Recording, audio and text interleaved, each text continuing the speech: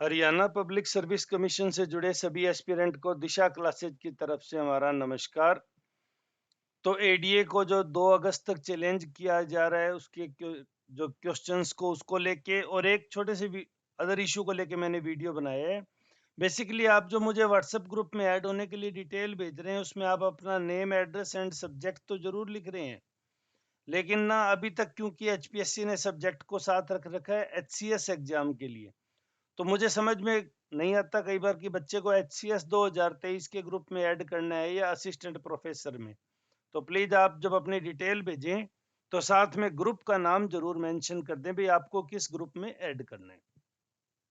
Point number 1। Point number 2 की मैं बात करूं तो टीओ एटीओ के लिए बच्चों का बार बार आ रहा कि सर आप एक डिटेल वीडियो बनाओ, तो मैं कोशिश कर रहा हूं कि आज शाम तक आपको वो वीडियो प्रोवाइड करवा दूंगा।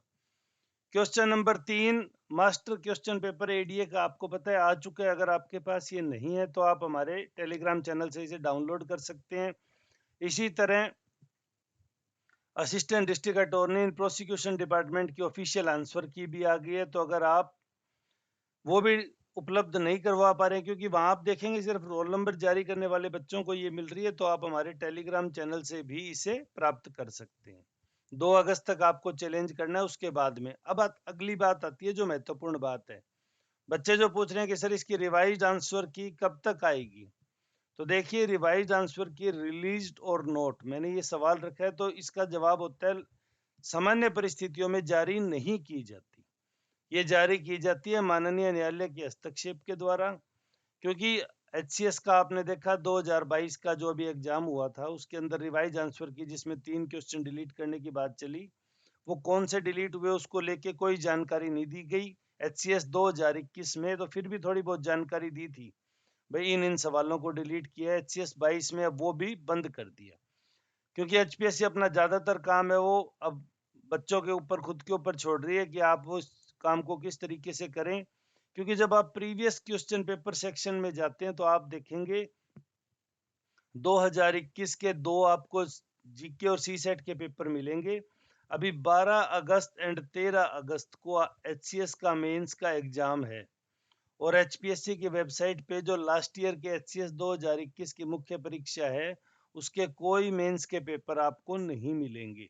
वो आपको या तो किसी कोचिंग इंस्टीट्यूट से या किसी गूगल प्लेटफॉर्म से किसी भी तरह आपको खुद को अरेंज करनी है। पीएससी ने अपने यहाँ से जिम्मेदारियां कम कर ली। आपको यहाँ 2014 का, 2011 का, 9 का और 4 का, 3 का इतने पुराने पेपर मिल जाएंगे जो आपके लिए किसी प्रकार रेलिवेंट नहीं है। लेकिन आपको जो लेटेस्ट पेपर हुए हैं 14 के बाद और स्पेशली जो 12-13 अगस्त वालों के काम आता लास्ट ईयर का, वो एचपीएससी की साइट पे आपको नहीं मिलेगा। तो ये एचपीएससी की थोड़ी वर्किंग शैली है, अब जैसी भी है आपको इसका अभ्यस्त हो जाना चाहिए।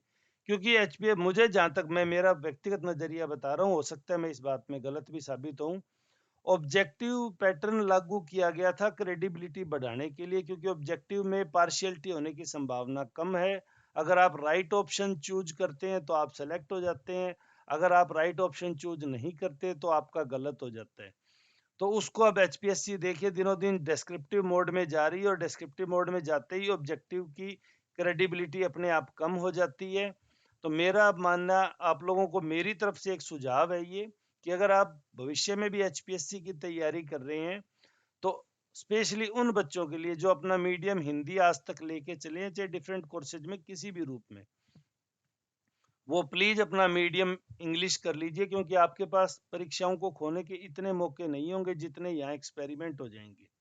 क्योंकि जैसे ही डेस्क्रिप्टिव मोड में पैटर्न चेंज होगा इंग्लिश मीडियम के बच्चे बेनिफिट लेंगे। हिंदी मीडियम वालों का सिलेक्शन इंग्लिश मीडियम के मुकाबले पहली परीक्षा से मेरा मानना है 75-25 हो जाएगा। 75 इंग्लिश मीडियम से सिलेक्ट होंगे और ये हिंदी मीडियम से। और जैसे आप यूपीएससी में देख रहे हो दिनों दिन ऑटोमेटिक ये अपने आप कम होता जाएगा, इंग्लिश मीडियम का बढ़ता जाएगा, हिंदी मीडियम का कम होता जाएगा। एचपीएससी ने जिन सब्जेक्ट में कम कैंडिडेट थे उनका डायरेक्ट डिस्क्रिप्टिव कॉल कर ही लिया है। तो इसलिए अब जब जहाँ डिस्क्रिप्टिव मैटर हो जाता है, सब्जेक्टिव हो जाता है, यानी कि आपको राइटिंग आंसर राइटिंग करनी है, वहां आप मान के चलिए इंग्लिश मीडियम हिंदी मीडियम से लीड में रहता है। अगर आप इंग्लिश मीडियम के विद्यार्थी है, all the best, best wishes है आपको, आपके लिए पैटर्न है वो फेवरेबल हो रहा है। लेकिन अगर आप हिंदी मीडियम के हैं तो आप प्लीज अपना मीडियम चेंज करके दिन रात मेहनत करके अपने आप को इंग्लिश मीडियम के परफेक्ट बनाइए, क्योंकि अदरवाइज आप मीडियम की वजह से रहेंगे तो उससे बुरी हार तो मैं किसी भी कैंडिडेट की नहीं मानता हूँ। तो ये 2-3 बातें थी जो बच्चे बार-बार मुझसे पूछ रहे थे, सर पीवाईक्यू में 12-13 अगस्त वाले पेपर कब तक आ जाएंगे? तो नहीं आते, क्योंकि 2021 के पेपर भी नहीं आए। उससे पहले वाले 19 वाले भी पेपर नहीं आए। तो अब ये पेपर आने जाने का काम बंद हो गया, जो पुराने अपलोड हो गए जो हो गए। पीवाईक्यू के लिए आप गूगल पे जाइए, वहां से कहीं से मांगिए, किसी ऑथेंटिक सोर्स से अच्छी कोचिंग से लीजिए ताकि आपको मटेरियल मिले, और या फिर आप जो बुक्स मार्केट में अवेलेबल है उनके अंदर वो आ रहे हैं, आप वहां से उनको प्राप्त कीजिए। जो काम एचपीएससी को करना चाहिए था वो काम अब दूसरे लोग कर रहे हैं। तो ये मुझे थोड़ा सा अच्छा भी नहीं लग रहा। खैर, लेकिन हम इसमें कुछ नहीं कर सकते, हमारी सीमाएं हैं, हम तैयारी कर सकते हैं।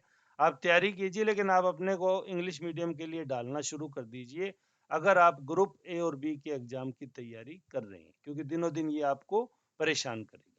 और भी बहुत सी बातें जो हम आगे करेंगे। टीओ एटीओ के वीडियो के लिए मैं थोड़ी और जानकारी लेके आपको जल्दी इसके ऊपर वीडियो उपलब्ध करवा दूंगा।